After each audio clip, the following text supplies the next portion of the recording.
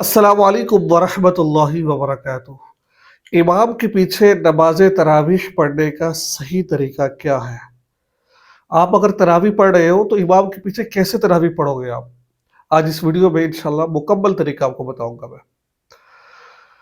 देखो मेरे भाई दोस्तों और बुजुर्गों और पर्दे में रहकर सुनने वाले गयूर माओ बहनों, अगर आप बाज़ दफ़ा ख़वातीन भी मर्दों के पीछे तरावीह पढ़ रही होती है, बिल्कुल जायज़ अगर पर्दे में रहकर तरावीह पढ़ी जाए तो। उसका तरीक़ाकार कुछ यूँ होता है, जब इमाम के पीछे नमाज़ पढ़ी जाती है, तो कुछ पढ़ा नहीं जाता। इमाम के पीछे जो क़िरात है, जो इमाम की क़िरात है, वही मुक़्तदी की क़िरात है। और आपने क्या करना है, जैसे इमाम साहब ने नीयत थोड़ी-सी डिपेंड करनी है, नीयत में चेंजिंग है। नीयत में ये करनी है कि या अल्लाह 2 रकात नमाज़ तरावी पढ़ रहा हूँ, लेकिन इमाम के पीछे पढ़ रहा हूँ। अकेले तो अकेले की नीयत करनी है, तो इमाम हो तो इमाम के पीछे की नीयत करनी है। और हर रकत 2 रकतों के बाद नीयत ज़रूरी नहीं है, बस एक दफ़ा नीयत कर लीजिए, ये नीयत आपकी काफ़ी हो जाएगी। बस इतनी सी नीयत आपने कर ली कि मैंने तरावी पढ़ा, बस ये काफ़ी हो गई है।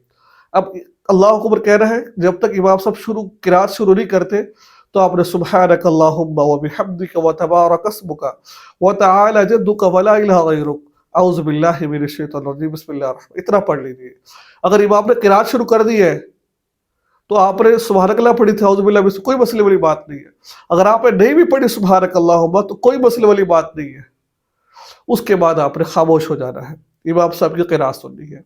तरावी पढ़ना ये अलग सुन्नत है, और तरावी के अंदर कुरान पाक को पढ़ना या सुनना ये अलग सुन्नत है। तो कुरान पाक सुनिए, इमाम साहब को कुरान पाक सुनिए। रुकू गए तो सुबहान रब्बिल अज़ीम, सुबहान रब्बिल अज़ीम, सुबहान समी अल्लाहु लिमन हमिदा, 3 दफ़ा सुबहान के फिर समी अल्लाहु लिमन हमिदा के आपने कहा रब्बना लकल हम्द। फिर 2 सजदे कर रहे हैं। यानी कि जो खड़े होकर जो इमाम साहब क़िरात कर रहे हैं ना, उसके अंदर सिर्फ आपने कुछ नहीं पढ़ना। इसके अलावा जो तस्बीहात है, तो तहियात है, या फिर कोई और सुबहान रब्बिल अज़ीम, सुबहान रब्बिल आला और तस्बीहात है, उनके अंदर आपने पढ़ना है आपने। तो ये तरीक़ाकार है नमाज़ पढ़ने का इमाम के पीछे। आप इमाम की भी इस तरीके से आप नमाज़ अदा करेंगे, 2-2 कर कर।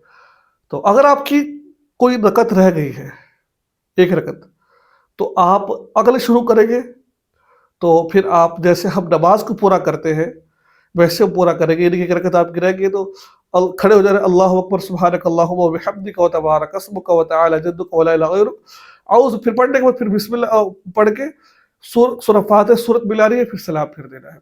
इस तरीके से आप इमाम के पीछे नमाज़ तरावीह को आप अदा करेंगे। तो मुझे उम्मीद है कि आपको बहुत कुछ सीखने को मिला होगा। दुआ में याद रखिएगा। अस्सलामु अलैकुम व रहमतुल्लाहि व बरकातुहू।